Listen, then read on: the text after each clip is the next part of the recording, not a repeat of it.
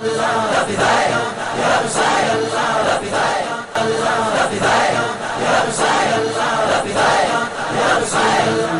الله وحده لا شريك له وأشهد أن سيدنا ومولانا محمدا عبده ورسوله صلى الله عليه وعلى آله وصحبه وبارك وسلم أبدا أما بعد ایک مرتبہ درود پاک پڑھیں اللہم صل علی سیدنا محمد معدن الجود والکرم وآلہ وبارک وسلم صلاۃ وسلام علیک یا رسول اللہ.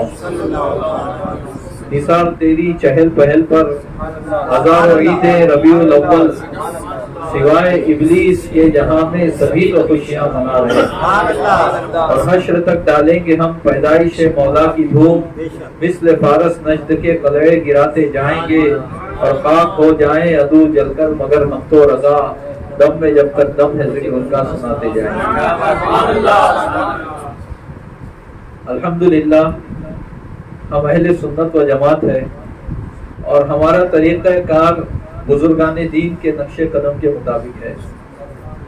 حضرت شاہ ولی اللہ محدث دہلوی رحمۃ اللہ تعالی علیہ نے فیوض الحرمین میں اپنا مشاہدہ لکھا. فیوض الحرمین ان کی کتاب ہے کہ میں اس تاریخ کو جس تاریخ میں حضور صلی اللہ علیہ وسلم کی ولادت باسعادت ہوئی یعنی 12 ربیع الاول مکہ شریف میں حاضر تھا اور اس رات اہل مکہ کے ساتھ میں اس مکان میں حاضر ہوا جس مکان میں حضور صلی اللہ علیہ وسلم کی ولادت ہوئی. ساری رات اہل مکہ صلاۃ و سلام اور ذکر مولود میں گزارتے ہیں تو میں بھی ان کے ساتھ شریک ہوا کہ اچانک میں نے دیکھا کہ محفل سے کچھ انوار اٹھ رہے ہیں. فرماتے ہیں جب میں نے اس میں تأمل کیا تو میں نے دیکھا یہ ان فرشتوں کے انوار ہیں جو روئے زمین پر گشت کرتے رہتے ہیں اور اس طرح کی محفلوں میں شریک ہوتے ہیں.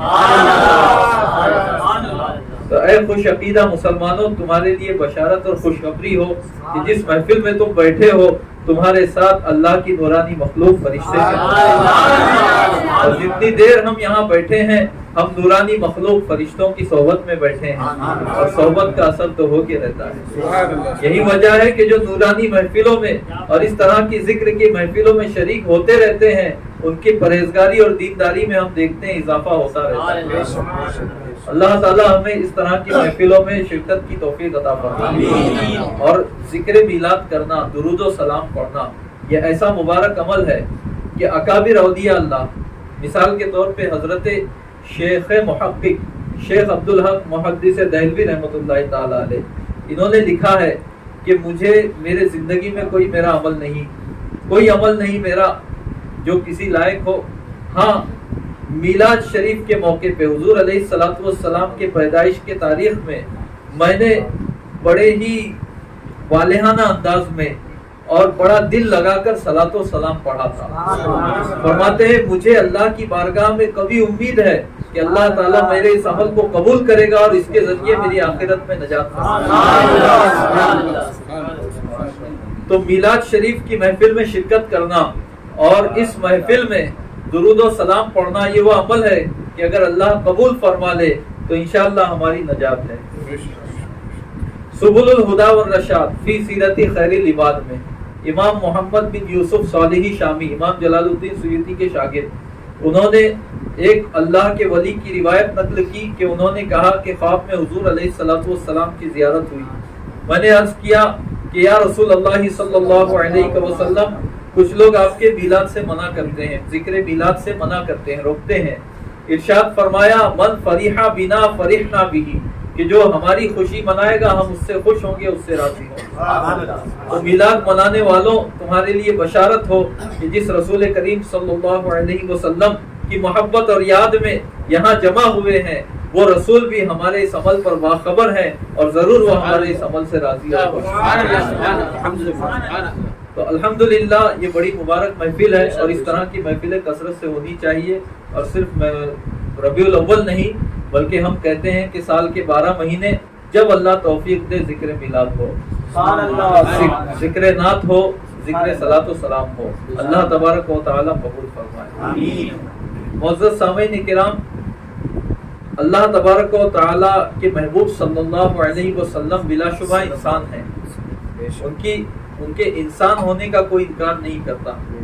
بلا شبہ آپ انسان ہیں، بلکہ انسان کو جو اشرف المخلوقات کا درجہ ملا یہ اسی وجہ سے ملا کہ حضور علیہ الصلوۃ والسلام کو اللہ نے انسانوں میں پیدا فرمایا۔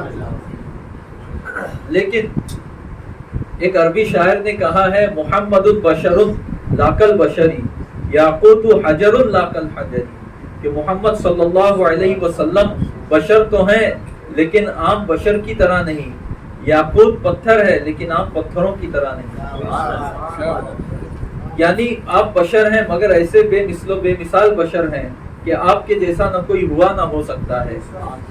چنانچہ امام اہل سنت اعلیٰ حضرت امام احمد رضا آپ کی بے مثلیت کو بیان کرتے ہیں اپنے انداز میں کہ وہ کمال حسن حضور ہے کہ گمان نفس جہاں نہیں، یہی پھول خار سے دور ہے، یہی شمع ہے کہ دھواں نہیں۔ جب پھول کا تصور آتا ہے تو خار یعنی کانٹے کا بھی تصور آتا ہے، جب شمع کا تصور آتا ہے تو دھواں کا بھی تصور آتا ہے۔ کوئی پھول کتنا بھی خوبصورت ہو، کوئی گلاب کتنا ہی خوبصورت ہو، کتنا ہی دل نشین ہو، اس کے ساتھ کانٹے بھی ہوتے ہیں۔ کوئی شمع کتنی بھی روشن ہو، اس کے ساتھ جو ہے دھواں کا اور کاربن کا تصور بھی ہوتا ہے۔ لیکن قربان جائیے مصطفیٰ کریم پر کہ اعلیٰ حضرت فرماتے ہیں یہی پھول خار سے دور ہے، یہی شمع ہے کہ اب غور کیجئے کہ انسان، اللہ تبارک و تعالیٰ نے انسان کے جسم میں کچھ وہ چیزیں رکھی ہیں جو باعث گھن ہیں، جیسے تھوک ہے اور بلغم ہے اور خون ہے، یہ ساری چیزیں، پسینہ ہے، یہ باعث گھن ہے، یہ کثافت اور گندگی میں اس کا شمار ہوتا ہے ان ساری چیزوں کا۔ اگرچہ یہ نجس نہیں ہے لیکن باعث یہ کثیف ہوتے ہیں اور باعث گھن ہوتے ہیں دوسرے انسان کے لیے، لیکن اللہ تبارک و تعالیٰ نے اپنے محبوب کو ان ساری کثافتوں سے پاک فرمایا۔ چنانچہ آپ کا پسینہ نکلتا تو مدینے کی گلیاں مہک جاتی، صحابہ کرام پسینے کی خوشبو سے حضور علیہ الصلوۃ والسلام کو تلاش کرتے، جیسا کہ صحیح بخاری شریف میں ہے۔ اور حضرت ام سلیم رضی اللہ عنہا نے کسی موقع پر گرمی کے موسم میں تھوڑا سا پسینہ انہیں موقع مل گیا تو جمع کر کے ایک شیشی میں محفوظ کر لیا۔ پھر مدینے میں انصار کی عورتوں میں جس کی شادی ہوتی تو دلہن کو سجانے کے لیے اس پسینے کا استعمال کیا جاتا، تو وہ دلہن ایسی مہکتی کہ دوسری عورتیں پوچھتی کہ یہ ایسی خوشبو ہے کہ بڑی بڑی قیمتی خوشبوئیں ہم استعمال کر چکی ہیں مگر ان میں وہ بات نہیں ہے جو اس خوشبو میں۔ اسی لیے امام اہل سنت فرماتے ہیں واللہ جو مل جائے میرے گل کا پسینہ، واللہ جو مل جائے میرے گل کا پسینہ، مانگے نہ کبھی عطر نہ کبھی چاہے دلہن کو۔ حضور علیہ الصلوۃ والسلام کے لعاب دہن کی کیا شان ہے۔ لعاب دہن کے معجزات اگر بیان کیے جائے تو گھنٹوں لگ جائیں، احادیث کے دفاتر بھرے ہوئے ہیں لعاب دہن کے معجزات سے۔ پیارے آقا و مولا صلی اللہ علیہ وسلم کی شان یہ ہے، مشکات المصابیح میں یہ روایت موجود ہے، خصائص کبریٰ میں امام سیوطی نے بھی اس کو نقل فرمایا ہے کہ حضور علیہ الصلوۃ والسلام کے صحابی، ایک صحابی جن کی 4 بیویاں تھیں اور وہ بیویاں اپنے شوہر کے لیے قیمتی سے قیمتی خوشبو بازار سے خرید کر استعمال کیا کرتی، لیکن جب یہ صحابی ان کے پاس آتے اور ان کے جسم سے جو خوشبو آتی تو یہ بازار والی خوشبو ان کے جسم کی خوشبو کا مقابلہ نہیں کر پاتی، تو پریشان ہوتی۔ ایک دن سب عورتوں نے پوچھا کہ ہمارے سرتاج ذرا بتائیں اس کا کیا راز ہے جو تمہارے جسم مبارک سے، تمہارے جسم سے اتنی اچھی خوشبو آتی ہے کہ ہم قیمتی سے قیمتی عطر لگاتی ہیں مگر ان میں وہ بات نہیں ہوتی۔ تو انہوں نے فرمایا کہ کسی زمانے میں میرے جسم پر پھنسیاں نکل آئی تھی، پورے جسم پر چھوٹی چھوٹی جو پھنسیاں ہوتی ہیں وہ نکل آئی تھی۔ حضور، میں بڑا پریشان تھا، حضور علیہ الصلوۃ والسلام کی بارگاہ میں اپنی تکلیف عرض کی۔ پیارے آقا و مولا صلی اللہ علیہ وسلم نے فرمایا اپنی قمیص کو اتارو۔ میں نے اپنی قمیص کو اتارا، حضور علیہ الصلوۃ والسلام نے اپنے دستے مبارک سے اپنا لعاب دہن میری پیٹھ پر مل دیا، اسی وقت افاقہ ہو گیا، پھنسیاں چلی گئی اور وہ جو خوشبو آ رہی ہے تو وہ آج تک آ رہی ہے۔ کیا مہکتے ہیں مہکنے والے، پھر بھی چلتے ہیں بھٹکنے والے۔ اب فرماتے ہیں حضور علیہ الصلوۃ والسلام نے غزوہ خیبر کے موقع پر ارشاد فرمایا لأعطین الرأیۃ غدا یفتح اللہ علی یدیہ، کہ میں ضرور کل جھنڈا اس کے ہاتھ میں دوں گا کہ اللہ تبارک و تعالی جس کے ہاتھ پر فتح عطا فرمائے گا، یحب اللہ ورسولہ ویحبہ اللہ ورسولہ، کہ وہ اللہ اور اس کے رسول سے محبت کرتے ہیں اور اللہ اور اس کے رسول بھی ان سے محبت کرتے ہیں۔ دوسرے دن ارشاد فرمایا علی ابن ابی طالب کہاں ہے؟ لوگوں نے کہا کہ ان کے چشمے آشوب چشمہ ہے، آنکھیں سوجی ہوئی ہیں، تکلیف میں ہیں، اس لیے وہ پیچھے جہاں پڑاؤ ہے، جہاں کمک ہے، وہاں رکے ہوئے ہیں۔ فرمایا انہیں بلاؤ، ان کو حاضر کیا گیا۔ حضور علیہ الصلوۃ والسلام نے اپنا لعاب دہن ان کی آنکھوں میں لگایا۔ صحیح بخاری کی روایت ہے کہ اپنا لعاب دہن ان کی آنکھوں میں لگایا، دعا فرمائی۔ حضرت علی رضی اللہ تعالیٰ عنہ فرماتے ہیں مجھے ایسا محسوس ہوا کہ میری آنکھوں میں کبھی کوئی تکلیف تھی ہی نہیں۔ اور آگے بڑھیے، حضور علیہ الصلوۃ والسلام سفر میں تھے، عثفان نامی گاؤں میں پہنچے، پانی کی حاجت ہوئی قافلے والوں کو، سارے کنویں کھارے تھے، اتنے کھارے تھے کہ ایک کنواں وہ تھا جس کے پاس آپ موجود تھے کہ اونٹ بھی وہاں سے پانی نہیں پیتے تھے، ایسا کھارا پانی تھا۔ حضور علیہ الصلوۃ والسلام نے اپنا لعاب دہن ڈالا، ڈالتے ہی کھارا پانی میٹھا ہو گیا۔ آج تک پانی وہاں سے لوگ تبرکن لے جاتے ہیں۔ اسی لیے بریلی کے امام نے فرمایا جس سے کھاری کنویں شیریں جا بنے، جس سے کھاری کنویں شیریں جا بنے، اس زلال حلاوت پہ لاکھوں سلام۔ تو ہمارے اور آپ کے آقا و مولا صلی اللہ علیہ وسلم کی ذات وہ ہے کہ عام انسانوں میں جو کثافتیں ہیں اللہ تبارک و تعالی نے اپنے محبوب سے ان کثافتوں کو دور فرما دیا، اور کثافتوں کو تو دور فرمانے میں اللہ تبارک و تعالی نے ایسے کمال کا اظہار کیا کہ آپ کے سائے کو بھی باقی نہ رکھا۔ حضور علیہ الصلوۃ والسلام کا سایہ بھی زمین پر نہ پڑتا تھا، چنانچہ امام سیوطی خصائص کبریٰ میں روایت فرماتے ہیں کہ راوی کہتے ہیں انہ صلی اللہ علیہ وسلم لم یکن یرا لہ ظل لا فی الشمس ولا فی القمر ولا فی السراج، کہ حضور علیہ الصلوۃ والسلام کا سایہ زمین پر نہ پڑتا تھا، نہ سورج کی روشنی میں، نہ چاند کی روشنی میں، اور نہ ہی چراغ کی روشنی میں۔ قاضی ایاز رحمۃ اللہ تعالی علیہ فرماتے ہیں اس لیے کہ حضور علیہ الصلوۃ والسلام نور ہیں، اور وہ جس روشنی میں ہوتے آپ کا نور اس روشنی پر غالب آ جاتا ہے۔ اسی لیے کہنے والے نے کہا کہ تاریخ نے بہت ڈھونڈا ثانی محمد کا، ثانی تو بڑی چیز ہے، سایہ نہ ملا صلی اللہ علیہ وسلم۔ اور مکتوبات شریف میں مجدد الفسانی رحمۃ اللہ تعالی علیہ فرماتے ہیں کہ حضور علیہ الصلوۃ والسلام کا سایہ جو ظاہر نہیں ہوتا تھا، اس کی وجہ یہ تھی کہ سایہ جو ہوتا ہے کسی بھی جسم کا وہ اس جسم سے لطیف ہوتا ہے، اور وہ جسم اس سائے کے مقابلے میں کثیف ہوتا ہے۔ کائنات میں ذات مصطفیٰ صلی اللہ علیہ وسلم سے بڑھ کر کوئی چیز لطیف ہے ہی نہیں۔ سب سے زیادہ لطیف ذات حضور علیہ السلام کی ہے، لہذا ان کا سایہ کیسے ہو سکتا ہے؟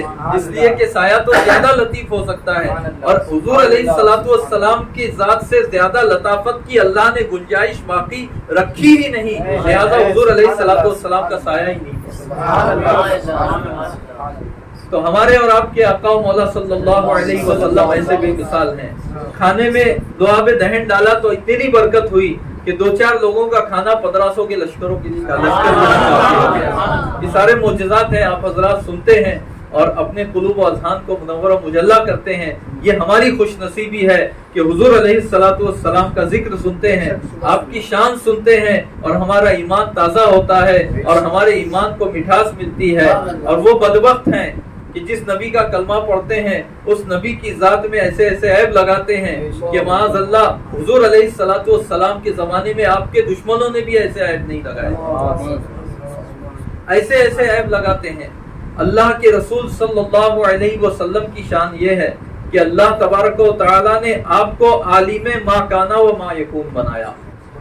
ما کانا یعنی جو ہو چکا، ما یکون یہ جو ہونے والا ہے۔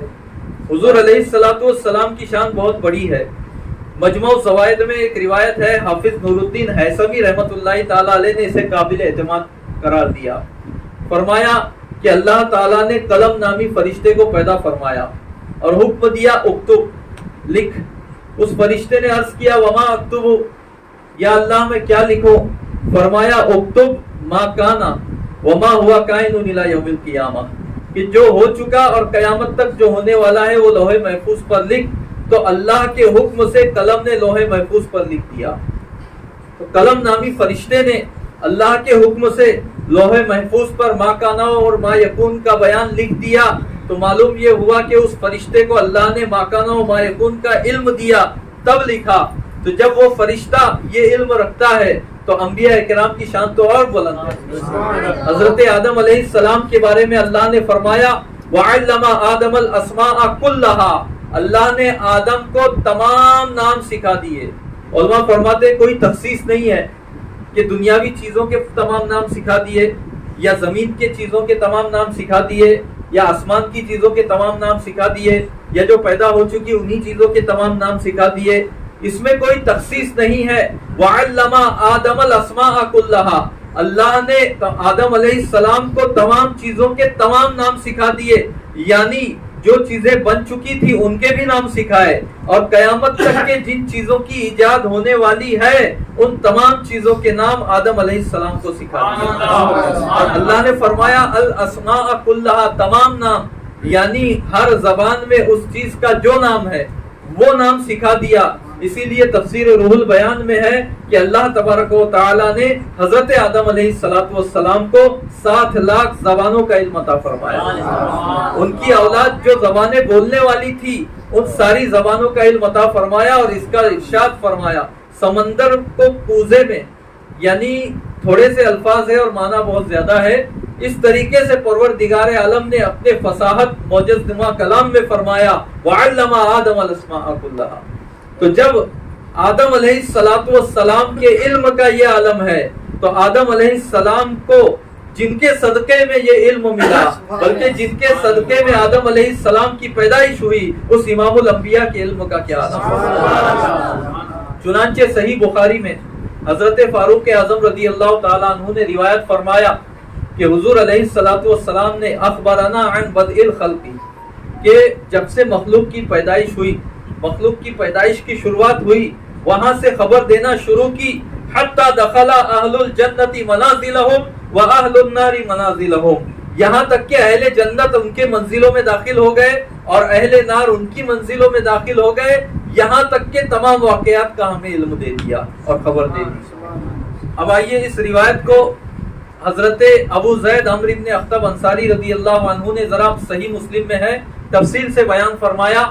وہ فرماتے ہیں کہ حضور علیہ السلام نے فجر کی نماز پڑھائی، اس کے بعد منبر پر تشریف لے گئے اور خطبہ ارشاد فرمایا، یہاں تک کہ ظہر کا وقت آ گیا، منبر سے نیچے تشریف لائے، ظہر کی نماز پڑھائی، پھر منبر پر تشریف لے گئے، پھر خطبہ ارشاد فرمایا یہاں تک کہ عصر کا وقت ہو گیا، پھر نیچے تشریف لائے، عصر کی نماز ادا فرمائی، اس کے بعد پھر منبر پر تشریف لے گئے، خطبہ ارشاد فرمایا یہاں تک کہ سورج ڈوب گیا. فَأَخْبَرَنَا بِمَا كَانَ وَمَا هُوَ كَائِنٌ حَتَّى أَن تَقُومَ السَّاعَةُ، کہ جو ہو چکا اس کی بھی خبر دی اور قیامت تک کے جو ہونے والا ہے اس کی بھی خبر دی. بِمَا هُوَ كَائِنٌ إِلَى يَوْمِ الْقِيَامَةِ فَأَعْلَمُنَا أَحْفَظُنَا، تو ہم میں زیادہ علم والا وہ ہے جس کا حافظہ زیادہ اچھا ہے. یعنی حضور علیہ السلام نے تمام ما کان و ما یکون کو کھول کھول کر بیان کر دیا. اب یہ رب کی حکمت اور رب کی مرضی کہ کسی صحابی نے تھوڑا یاد رکھا، کسی صحابی نے تھوڑا اور یاد رکھا، کسی صحابی نے تھوڑا اور یاد رکھا، فَأَعْلَمُنَا أَحْفَظُنَا، تو ہم میں جو زیادہ یادداشت والا ہے وہ زیادہ علم والا ہے. اور قرآن مجید میں اللہ نے اپنے محبوب کی شان کو بیان بھی فرمایا وَمَا هُوَ عَلَى الْغَيْبِ بِضَنِينٍ، کہ یہ نبی غیب بتانے پر بخیل نہیں، یعنی غیب کی باتیں کھول کھول کر بیان فرماتے ہیں. تو صحابہ کرام کو حضور علیہ السلام نے بہت تفصیل سے علوم بتائے.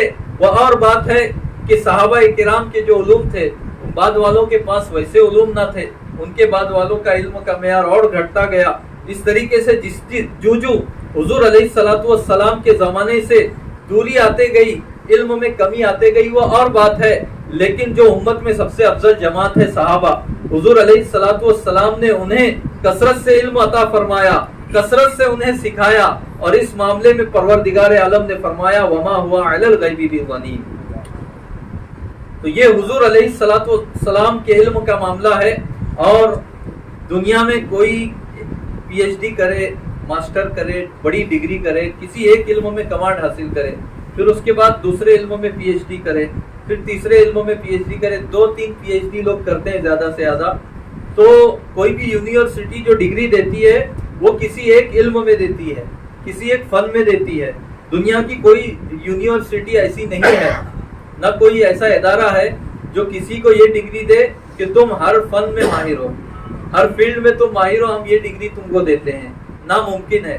ایک انسان تمام فنون میں ماہر نہیں ہو سکتا, لیکن قربان جائیے میرے آقا و مولا صلی اللہ علیہ وسلم کی ذات پر کہ پروردگار عالم نے انہیں وہ ڈگری عطا فرمائی کہ جو صرف حضور علیہ الصلوۃ والسلام ہی کا حصہ ہے. اللہ تعالیٰ نے ارشاد فرمایا وَعَلَّمَكَ مَا لَمْ تَكُنْ تَعْلَمُ وَكَانَ فَضْلُ اللَّهِ عَلَيْكَ عَظِيمًا, کہ اللہ نے آپ کو وہ سکھایا جو آپ نہ جانتے تھے. اب اس میں سب آ گیا, کچھ بچا نہیں. اللہ نے آپ کو وہ سکھایا جو آپ نہ جانتے تھے. وَكَانَ فَضْلُ اللَّهِ عَلَيْكَ عَظِيمًا, اور یہ اللہ کا آپ پر فضل عظیم ہے. بلکہ امام اہل سنت نے تو فرمایا کہ اور کوئی غیب کیا تم سے نہا ہو بلا, جب نہ خدا ہی چھپا تم پہ کروڑوں درود. اقول قولی ھذا استغفر اللہ لی ولکم ولسائر المؤمنین. السلام علیکم. آپ معمار ملت چینل کو سبسکرائب کریں, لائک کریں اور اپنے مفید مشوروں سے, کمنٹ سے, مثبت کمنٹ سے ہمیں نوازیں. آپ سے گزارش ہے کہ اس چینل کو زیادہ سے زیادہ سبسکرائب کریں تاکہ ہم ہمارے پیغام کو دنیا کے کونے کونے تک پہنچا سکیں.